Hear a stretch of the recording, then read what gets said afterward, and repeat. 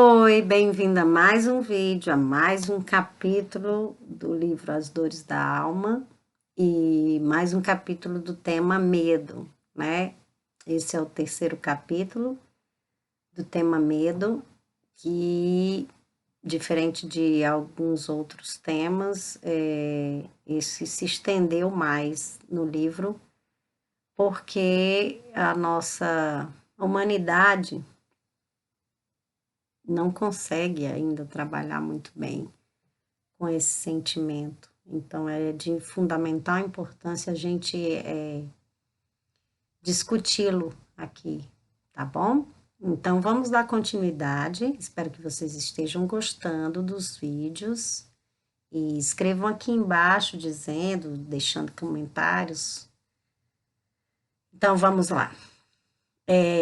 Dentre as muitas dificuldades que envolve a agorafobia, a mais grave é a incerteza de nosso valor pessoal e as crenças de baixa estima que possuímos, herdadas muitas vezes na infância.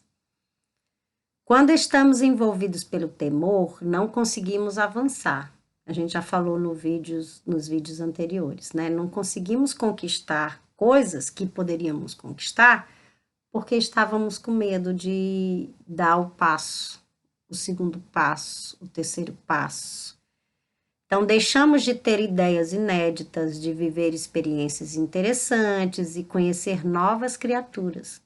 Dessa maneira, apesar de o banquete da vida sempre ser oferecido a todos de forma semelhante e harmônica, ele passa despercebido para essas pessoas que estão presas ao medo, certo? Então, referindo-se à vida social, esclarece-nos a obra basilar da codificação. Deus fez o homem para viver em sociedade, não para viver trancado e sozinho, para viver compartilhando sua vida com outros. Então, não lhe deu inutilmente a palavra e todas as outras faculdades necessárias à vida de relação. Uma das manifestações do medo mais problemáticas para as criaturas humanas é a denominada fobia social ou agorafobia. Etimologicamente, agorafobia significa medo da praça. Agora é igual à praça. Então, palavra oriunda do grego, né? É o pavor de fazer o que quer que seja em público. Conceituamos fobia como sendo um medo superlativo e desmedido, ou seja, desmedido, sem razão de ser, transferido a indivíduos, lugares, objetos e situações que naturalmente não podem provocar mal algum. Então, é algo desmedido, é algo sem sentido, sem razão de existência que as pessoas têm, certo? É triste ver isso acontecer com a gente, né? Vou me incluir, porque eu tenho os meus medos, mas que eu trabalho. Hoje eu trabalho, graças a Deus, mas que há alguns anos atrás me paralisou em algumas, alguns lados da minha vida, vamos dizer assim. Porque em outros eu me julgava destemida, enquanto que outros eu já tinha um medo sem razão. Às vezes tem razão de outras vidas, né? E é por isso que a gente vai passar por essas situações até que nós aprendamos, né? Porque mesmo que você tenha passado por algo que tenha trazido de outras vidas, é um medo que você tem que você tem que trabalhar para não continuar sentindo, certo? Então, quando a agorafobia se torna crônica, começa a atrapalhar a vida dos indivíduos em todas as áreas do relacionamento humano. Então, algumas áreas da minha vida, por exemplo, eu reconheço que antigamente eu deixava que o medo tomasse conta, certo? O fóbico social receia ser julgado e avaliado pelos outros, pois os comportamentos que mais temem são falar, comer e ou beber diante de outras pessoas, frequentar cursos, palestras, festas, cinemas, ou seja, qualquer atividade social em lugares movimentados. Então, eu hoje eu faço vídeos, mas não quer dizer que eu não sinta vergonha, eu não sinta medo e etc. Mas, como eu já disse em um vídeo anterior, a coragem ela é um sentimento que você faz algo apesar do seu medo. Eu faço apesar da minha vergonha.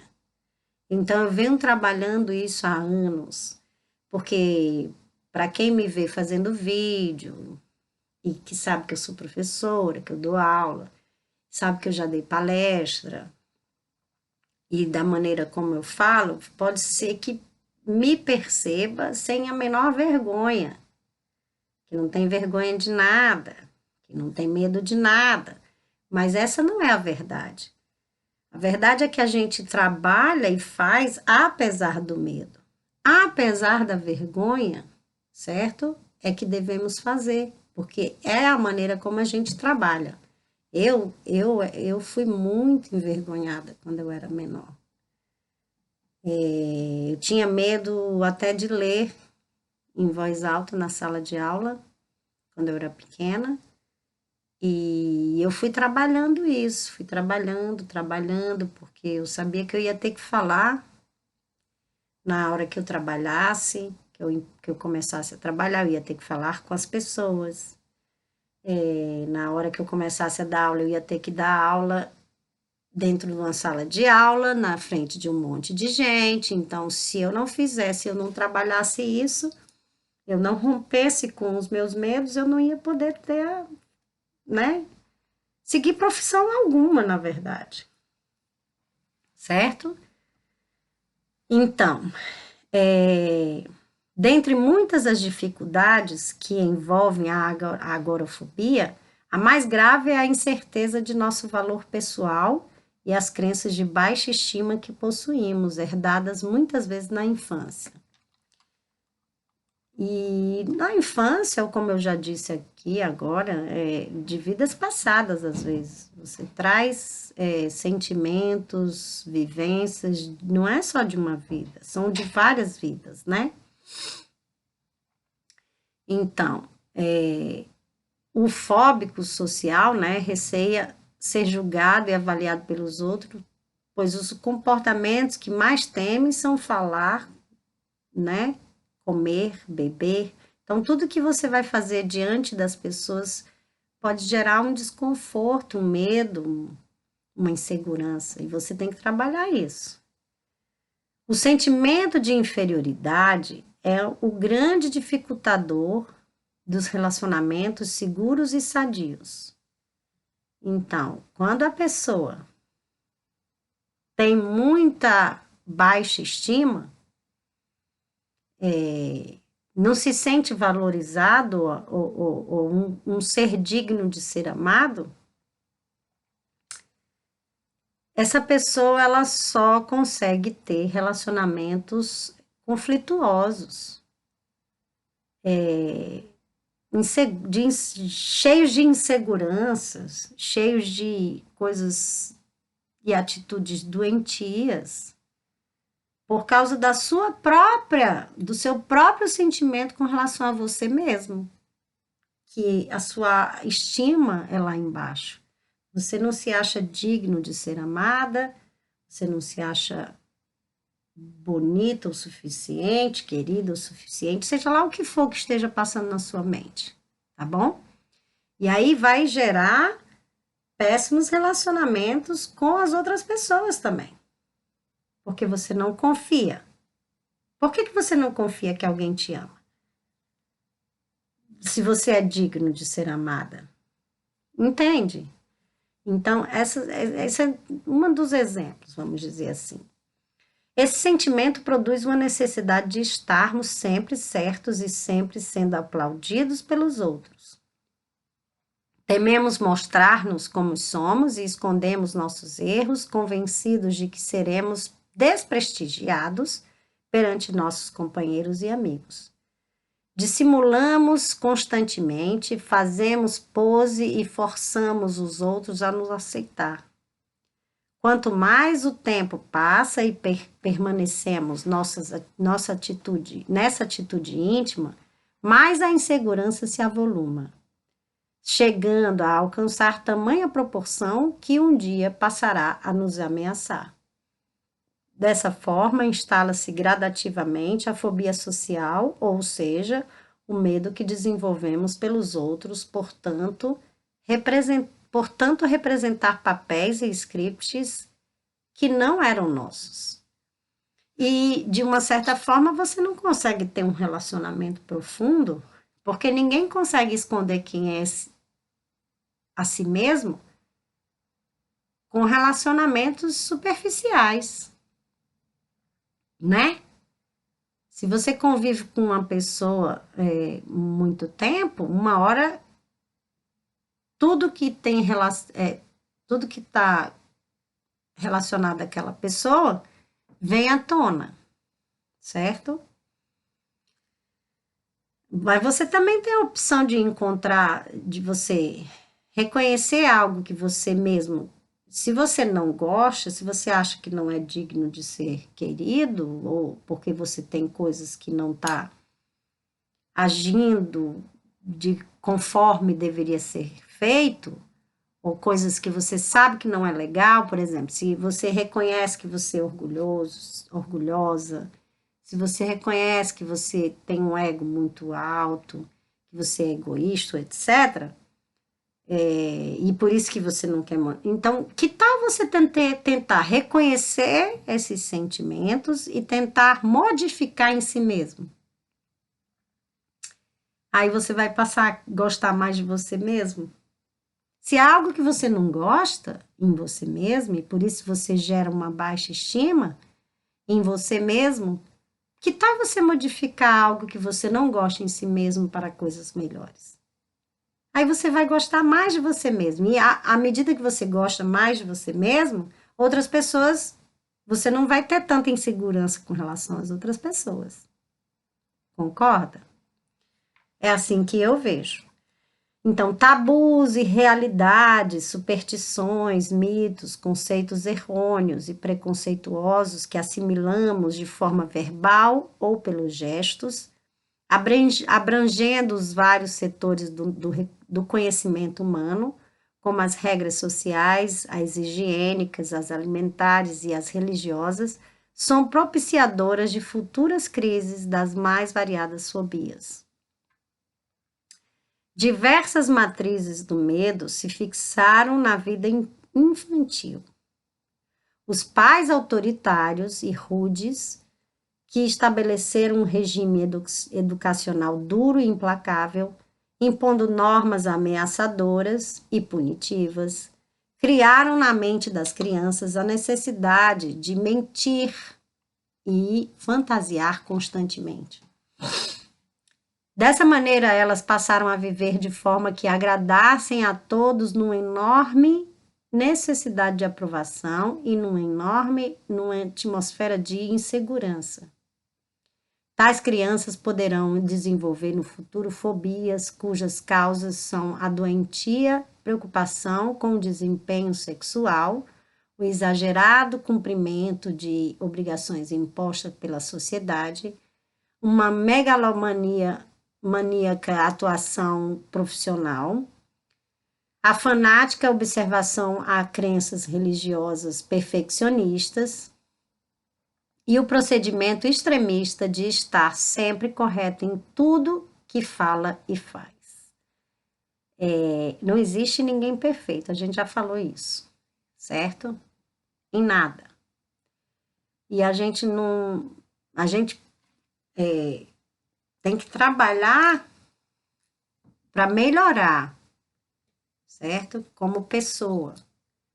Mas exigir de si mesmo uma perfeição dessa maneira, que eu já falei também em outros vídeos, vai gerar insegurança, vai gerar fobias, vai gerar preocupação, e você vai se sentir mal consigo mesmo.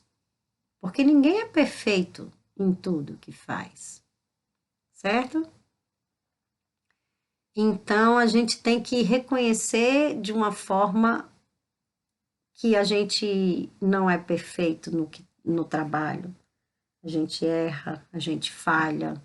E tá bom, e pode ser, tá certo isso. A gente pode falhar, certo? E não vai ser visto de uma forma diferente por causa disso. Então, o cortejo dos fenômenos fóbicos poderá ser oriundo, né, de conflitos herdados das existências passadas também, como também já falei aqui, dos sofrimentos expressivos vividos no plano astral e dos assédios de entidades ignorantes, porque como eu falei também aqui, quando você tem medo e tem muita fobia das coisas, você atrai espíritos na mesma sintonia e isso gera obsessões, porque eles usam exatamente os seus medos para perturbar a sua mente, certo? Para falar com você e mexer com as suas fobias. Mas a matriz onde tudo sempre se interliga e que deverá ser trabalhada e tratada é a consciência comprometida e limitada dos indivíduos em desajuste mental, certo? O medo será sempre a lente que aumentará o perigo. Segundo a excelência do pensamento de Tito Livio, historiador latino nascido em 59 a.C., quanto menor o medo, tanto menor o perigo. Então, às vezes, o perigo pode até ser real, mas a maneira como você enxergue isso é que vai fazer toda a diferença, certo? Você tem uma pedra no caminho ou tem no caminho uma pedra, certo? Que você pode retirar e andar. Depende de como você vê isso, tá bom? Então, agradeço mais uma vez que vocês tenham vindo e assistido o meu vídeo. E peço mais uma vez que quem não está inscrito, se inscreva no canal. E espalhe esses vídeos para quem sabe ajudar mais alguém. Porque só em fazer o vídeo me ajuda mais ainda também. A trabalhar os meus medos ainda, que ainda estão sendo trabalhados e reconhecidos cada vez mais. Porque no Espiritismo a gente diz que a primeira pessoa que tem que aprender é aquela que está falando. Então, se me foi dada essa incumbência de estar fazendo esses vídeos, é porque eu também tenho que ouvir esses temas mais uma vez. Embora eu tenha lido esse livro já há bastante tempo, cada vez que a gente trabalha e lê e fala sobre um assunto, é uma forma de trabalhar dentro de nós também. Então, eu só tenho a agradecer a todos vocês por estarem assistindo o meu vídeo e me ajudando com os meus medos, as minhas vergonhas. Tá bom? Espalhe para ajudar mais alguém esse vídeo e muito obrigada por mais uma vez. Beijos, até o próximo vídeo.